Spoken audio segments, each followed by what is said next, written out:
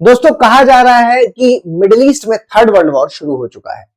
3 हफ्ते में ही जो सीज फायर हुआ था उसको पूरी तरीके से तोड़ दिया गया है। किस सीज फायर की बात मैं कर रहा हूं, ये पूरी बात हम यहां पर करेंगे। क्यों तोड़ दिया गया, किसने शुरुआत की और क्यों इसको थर्ड वर्ल्ड वॉर की तरह ट्रीट कर रहे हैं, क्योंकि इस समय का जो सबसे बड़ा युद्ध है वो है यूएसए और ईरान के बीच जो अभी चल रहा है। नमस्कार, मैं हूं ओम द्विवेदी और आप देख रहे हैं ग्रो आईएएस। और इस प्लेटफॉर्म पर आज चर्चा है ईरान और यूएसए के बीच हो रहे युद्ध की। यहां पर खबर आप देख पा रहे हैं, why have the US Iran strikes resume and why does it matter for the peace. क्यों ये शांति के लिए, शांति है जो वो मैटर करती थी और क्यों इसको है जो वो रिज्यूम कर दिया गया। इस तरीके की खबरें हैं जो वो सामने आ रही हैं। मतलब कि सर कुछ तो एग्रीमेंट हुआ था, तो थोड़ा सा आप समझ लीजिए। जी हाँ, मैं बात कर रहा हूं इस वक्त किस जगह की, स्ट्रेट ऑफ हॉर्मुज वाले इलाके की। जिनको बेसिक नहीं पता थोड़ा सा समझ लीजिए, स्ट्रेट ऑफ हॉर्मुज वाले इलाके की बात कर रहा हूं। स्ट्रेट ऑफ हॉर्मुज वाला इलाका कौन सा इलाका है? यहाँ पर आप एक सकरा सा रास्ता देख रहे होंगे, बिल्कुल पतला सा रास्ता। और ये इतना इंपॉर्टेंट क्यों है? क्योंकि भारी मात्रा में यहाँ से कच्चा तेल है जो वो पूरे विश्व में अलग अलग जगहों पर पहुंचाया जाता है। मिडिल ईस्ट से आने वाला जो भी तेल हो गया, जो भी गैस हो गई, वो सब यहीं से है जो वो पूरे विश्व में अलग अलग जगहों पर पहुंचाया जाता है।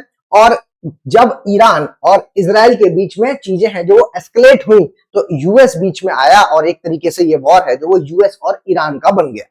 अब यूएस और ईरान का जब वॉर बना तो फिर कयास क्या लगाया गया, दिमाग क्या लगाया गया कि भाई यूएस जब है तो ये तो वर्ल्ड लीडर है। अब ये तो वर्ल्ड लीडर है तो ईरान जैसा छोटा देश कहां इसके सामने टिक पाएगा। और आते ही सबसे पहले यूएसए ने ताबड़तोड़ मचा दिया वहां की, अगर आप कहेंगे कि सर टॉप एडमिनिस्ट्रेशन को समाप्त कर दिया। कहां की? ईरान की। उसके बाद सेकंड टॉप को भी समाप्त कर दिया। एक तरीके से कहें तो इस समय उनकी जो थर्ड लाइन है वो इस समय जहां पर चल रही है। और वहां पर ईरान का काफी मात्रा में नुकसान किया। बदले में ईरान भी चुप नहीं बैठा, ईरान ने घुटने नहीं टेके, काफी ज्यादा लॉस हुआ। लेकिन ईरान है जो वो होता है ना, आपने ये बात सुनी ही होगी कि सर जिसके पास अब खोने के लिए कुछ नहीं बचा उसको किसी चीज का डर नहीं रह जाता। ईरान के साथ भी कुछ ऐसा ही था। और इनके जब लीडर्स, मेल लीडर्स इनके जब मारे गए तो उसके बाद ईरान ने पूरी तरीके से यूएस को टक्कर दी। और यहां पर उसने जो सबसे बड़ा दांव खेला वो ये था कि उसने स्ट्रेट ऑफ हॉर्मुज पर रुकावटें पैदा करना शुरू कर दी। क्योंकि आप यहां पर देख रहे हैं ईरान के सबसे पास है जो वो स्ट्रेट ऑफ हॉर्मुज यहां पर पड़ता है, ये वाला रास्ता। और इस जगह को कंट्रोल कर पाना बड़ा आसान है। आप कहेंगे कि सर पूरे विश्व में इस तरीके से कैसे हो सकता है कि कोई एक देश किसी पानी के रास्ते को, जहां पूरे विश्व की चीजें, जरूरतें जुड़ी हैं, उनको वहां पर वो रोक दे। बिल्कुल कर सकता है और उसने ऐसा करके दिखाया है। क्योंकि देखिए यहां पर अगर आप बात करेंगे तो ईरान है जो ये एक तरीके से शिया देशों का लीडर भी है। और क्योंकि ये शिया देशों का लीडर है तो जितने भी शिया देश हैं वहां पर इसने अपने मैक्सिमम शिया देशों में इसने क्या किया है, अपने प्रॉक्सीज सेट कर रखे हैं। जैसे कि लेबनान में आप जानते हैं हिजबुल्ला, उसके अलावा इजराइल में हमास, यमन में हूती। तो ये सब इनके कौन है? प्रॉक्सीज हैं जो इनके लिए लड़ते हैं। और ईरान इनको क्या करता है, हर तरीके से सहायता पहुंचाता है, टेक्निकल हेल्प, फाइनेंशियल हेल्प, हथियारों की मदद, हर तरीके से वो चीजें पहुंचाता है। ठीक है, इस चीज का आइडिया कहीं ना कहीं ईरान को भी था। ईरान को क्यों था आइडिया? क्योंकि देखो ईरान के ऊपर है जो वो सैंक्शंस लगे हुए थे यूएस के द्वारा, जिस पर यह था कि भाई आप न्यूक्लियर डेवलपमेंट नहीं कर सकते, न्यूक्लियर डेवलपमेंट नहीं कर सकते। और एक आईएईए की रिपोर्ट आती है, आईएईए की रिपोर्ट आती है, आईएईए मतलब इंटरनेशनल एटॉमिक एनर्जी एजेंसी। और इसकी रिपोर्ट ये बताती है कि न्यूक्लियर डेवलपमेंट कर रहा है ये ईरान। और जैसे ये बात आती है तो सबसे पहले सुलग जाता है कौन? इजराइल। और इजराइल सुलग जाता है क्योंकि ये दोनों कट्टर दुश्मन है और वो कभी नहीं चाहेगा कि मेरे दुश्मन के पास न्यूक्लियर बम तैयार हो जाए। क्योंकि इस वक्त इजराइल के पास न्यूक्लियर बम है। आपको पता होना चाहिए कि पूरे विश्व में 9 ऐसे देश हैं जिनके पास न्यूक्लियर बम है, जिसमें से एक इजराइल भी है। बाकी आप कमेंट बॉक्स में बता दीजिए। ठीक है, इसके अलावा अगर यहां पर बात करें तो फिर ईरान है जो वो इस डेवलपमेंट को कर रहा था और यहीं से चीजें हैं जो वो उखड़ना शुरू हुई। और फिर उसके बाद ये वॉर है जो वो, इसने सब में वॉर का रूप ले लिया। ये सब पुरानी बातें हैं जो आपको मैंने याद दिलाने के लिए बताई ताकि आपको पुरानी चीजें याद आ जाए। अब ये वॉर बीच में अंत हो जाता है, रुक जाता है, पीस डील साइन होती है। या आप ये भी मान सकते हैं कि इजराइल और यूएस के बीच भी तनातनी हो जाती है, जो कि ये पक्के दोस्त थे। यहां पर भी इजराइल ने यूएस को भी हड़का दिया क्योंकि इजराइल कभी नहीं चाहता था कि ईरान के साथ किसी भी तरीके की पीस डील हो। लेकिन यूएस अपना आर्थिक नुकसान को देखते हुए उसने यहां पर पीस डील के बारे में जो है वो चीजें एस्केलेट की, आगे बढ़ाई। आप ये कह सकते हैं कि 60 दिन के लिए 60 डेज का ये सीज फायर हुआ था। ये दोनों लोग देख रहे हैं आप कि पेपर लिए बैठे हैं जिसमें कि 60 दिन का सीज फायर के बारे में यहाँ पर बात हो रही है और 10 पॉइंट है जो उसमें लिखे थे।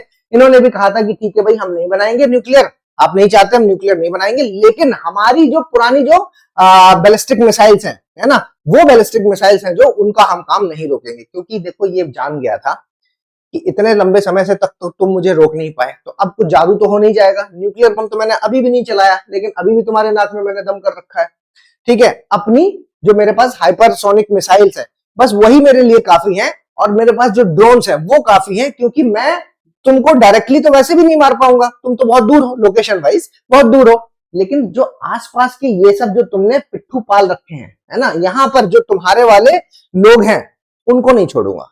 तो ये जो अटैक करता है ना, वो इन्हीं देशों पे करता है, इन देशों पर जो यूएस के ठिकाने हैं उन पर, ठीक है। लेकिन लॉस किसका हो रहा है यहाँ पर? अच्छा, मैंने अभी शुरुआत जो की थी थर्ड वर्ल्ड वॉर वाला जो वर्ड यूज किया था, यहां इस बात को आप ऐसे समझ सकते हैं कि ये तारीफ करनी चाहिए इन सभी देशों की, क्योंकि ये सारे देश हैं जो खुल के सामने नहीं आए। अगर इनकेस ये देश भी खुल करके सामने आए, क्योंकि हमला तो इन्हीं की जमीन पे हो रहा है ना, तो ये अगर खुल के सामने आ गए तो आप ये मान के चलिए कि ये पूरी तरीके से वॉर का रूप ले लेगा।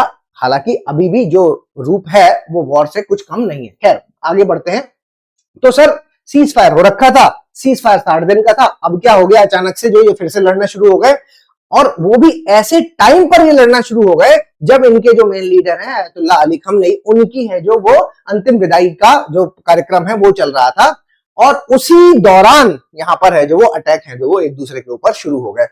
दोनों एक दूसरे के ऊपर आरोप लगा रहे हैं कि तुमने किया, वो कह रहा है कि नहीं तुमने पहले शुरुआत की। तो किसने शुरुआत की है देख लेते हैं, क्या दावा किया जा रहा है। तो यहाँ पर सबसे पहले ये होता है कि भाई सीज फायर का अंत करते हैं। तो ये बात पता चली कि सीज फायर का एंड हो गया है। डोनाल्ड ट्रंप ने खुद कहा, कहां पर कह दिया, नाटो का शिखर सम्मेलन चल रहा है, आपको पता होना चाहिए टर्की में।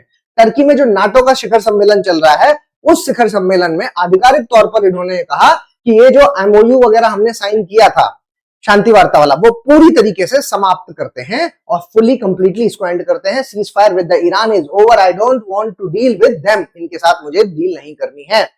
और यहां पर तनाव की वजह को क्या बताया जाता है, अगर मैं वजह बताऊं तो दोनों एक दूसरे के ऊपर वजह डाल रहे हैं कि भाई इन्होंने पहले अटैक किया, वो कह रहा है कि नहीं ईरान ने पहले अटैक किया, ठीक है। और 60 दिनों का जो सीज फायर था इसको पूरी तरीके से इसका उल्लंघन किया गया है। 17 जून को बताया कि इन्होंने 17 जून को इसका उल्लंघन कर दिया। 17 जून को सॉरी जो वो हुआ था सीज फायर हुआ था उसका उल्लंघन हुआ, इसलिए हम इसको तोड़ते हैं, ये बात इन्होंने कही। चलिए देखते हैं पहले किसने तोड़ा। अब सबसे पहले विवाद की शुरुआत ऐसे हुई कि कहा जा रहा है कि जहाजों पर हमला हुआ है। कौन से जहाजों पर हमला हुआ है? जहाज S3 कॉमर्शियल व्हीकल्स जो स्ट्रेट ऑफ हॉर्मुज से जा रहे थे, और 3 कॉमर्शियल व्हीकल पर ईरान ने ड्रोन के माध्यम से हमला कर दिया, मिसाइल दाग दी, ठीक है। कौन से थे ये? इनके ऊपर आरोप किसके ऊपर है? ईरान का जो रेवोल्यूशनरी गार्ड है इसके ऊपर आरोप है कि हॉर्मुज जल डमरू मध्य से गुजर रहे 3 कॉमर्शियल जहाज, उन पर कतर का LNG कैरियर और सऊदी अरब के तेल टैंकर शामिल हैं, और इन पर इन्होंने ड्रोन से हमला किया। किसके हैं ये? कतर के हैं और सऊदी के हैं। तो कतर और सऊदी प्रोटेक्टेड बाय यूएसए। तो एक तरीके से ये था कि भाई जब हम आपको अलाउ कर रहे हैं कि हम किसी तरीके की घेराबंदी नहीं करेंगे हॉर्मुज में, आप भी मत करना। यही तो सीज फायर था, शांति रहेगी इस क्षेत्र में, और इस शांति की वजह से आपने देखा था सब बाजार है जो वापस से ठीक होना शुरू हुआ था। ठीक होना शुरू हुआ था, हुआ नहीं था, ठीक होना शुरू हुआ था। बाजार में जो कच्चे तेल की कीमतें हैं वो वापस से डाउन होना शुरू हुई थी, गैस की जो प्राइसेस है वो वापस से डाउन होना शुरू हुए थे, कि उसी बीच वापस से ये चीजें शुरू हो गई। और यहां पर देखिए इस हमले के तुरंत बाद अमेरिका ने ईरान को दी गई अंतरिम छूट को रद्द कर दिया। अंतरिम छूट का मतलब जो ईरान ने अमेरिका ने जो ईरान के लिए कहा था कि ठीक है चलो इस दौरान है जो वो आप अपना कच्चा तेल है जो वो आगे निकाल सकते हैं, बेच सकते हैं जो कुछ ठिकानों पर, ठीक है, कि हम यहाँ पर हमला नहीं करेंगे। तो उन्होंने कहा कि नहीं हम इसको रोकते हैं, अब वापस अगर आप यहां से लेकर के जाएंगे तो हम हमला करेंगे, ठीक है। तो यूएस का व्यू तो ये है कि भाई आपने तीन जहाज हैं जो उन पर हमला किया, इसका मतलब सीज फायर एंड हो गया, तो हम आपके साथ बात करने का मतलब ही क्या रहा जब आपने बात की वैल्यू को नहीं रखा। खैर अमेरिका का ताबड़तोड़ एयर स्ट्राइक है जो वो शुरू होता है। उन्होंने 3 मारे, इन्होंने इनके 80 से ज्यादा ठिकानों पर बमबारी शुरू कर दी। अमेरिका सेंट्रल कमांड ने जवाबी कार्रवाई करते हुए दक्षिण ईरान, बंदर अब्बास, सिरिक और कमीशन द्वीप में ईरान के 80 से अधिक सैन्य ठिकानों को निशाना बनाया है। टारगेट क्या है भाई? अमेरिका ने ईरान के air defence system, radar sites और कमांड सेंटर्स को तबाह कर दिया। ठीक है, इन्होंने 80 जगहों को, 80 ठिकानों को, कई जगह पर डेटा आपको चेंज भी मिलेगा, लेकिन 80 ठिकाने हैं जो बताए जा रहे हैं।